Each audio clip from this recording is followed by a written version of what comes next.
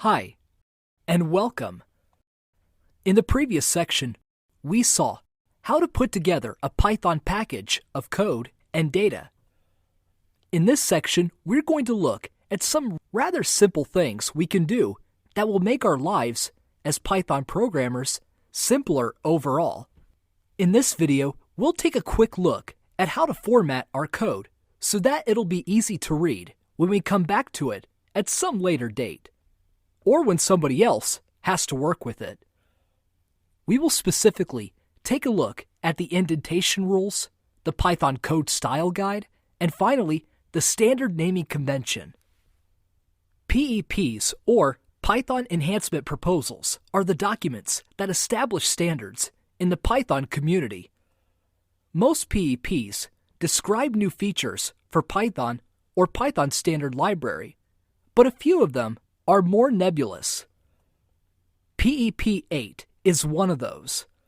It tells us what the Python community considers to be well-written, readable code. The very first rule of PEP 8 introduces is that the rules in PEP 8 should only apply when they make our code easier to read. If we're working on a project that was already written with a different coding style, we should use that project style for new code. If we're writing code where the PEP 8 rules somehow make the code harder to read, we should ignore them. As Guido van Rossum, the creator of Python, has noted, code is read more often than it is written.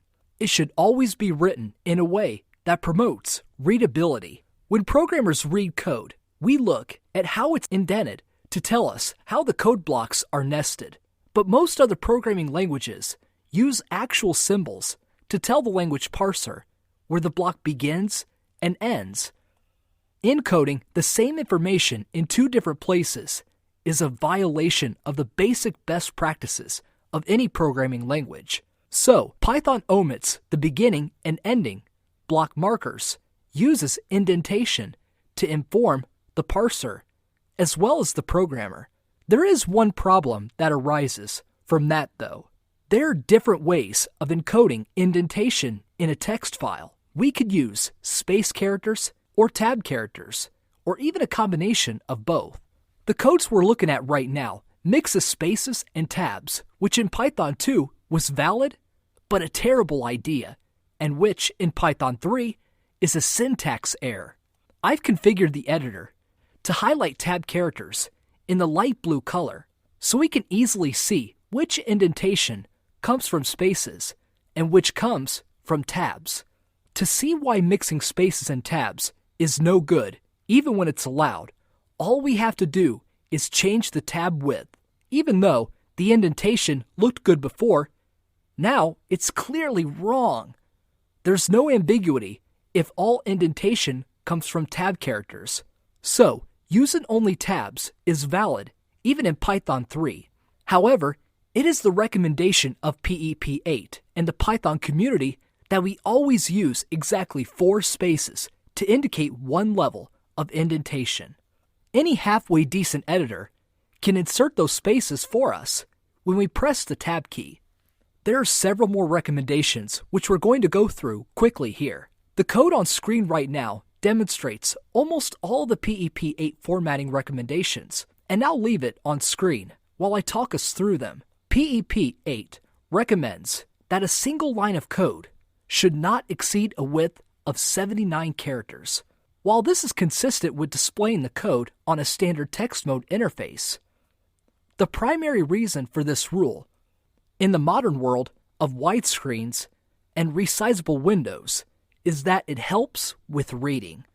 Even in contexts that have nothing to do with programming, layout designers prefer to limit line width.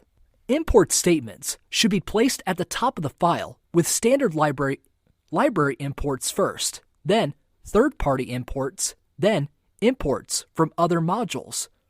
Within the same project, there should be a blank line between each group of imports. Classes and functions at the top level should have 2 blank lines separating them.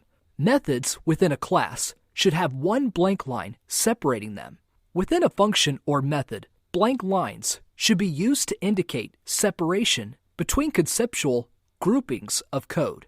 Don't insert extra spaces before or after parentheses, brackets, or braces. And don't insert spaces before commas or colons. Always put a single space on either side of a binary operator, such as plus or divide by. Don't put more than one statement on the same line, which is occasionally possible, but never a good idea.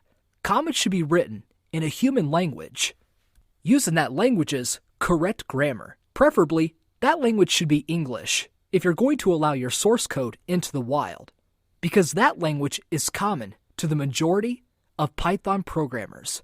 Comments should also precede the section of code they describe and be indented to the same level. Every public module, class, function, or method should have a properly formatted docstring. We'll look at what properly formatted means for docstrings in video number 4 of this section. Let's move on to picking names for variables, functions, methods, classes, modules, packages, and so on. The overriding rule of Python naming conventions is that the naming style for an object should make it plain how the object is used, not what the object is underneath.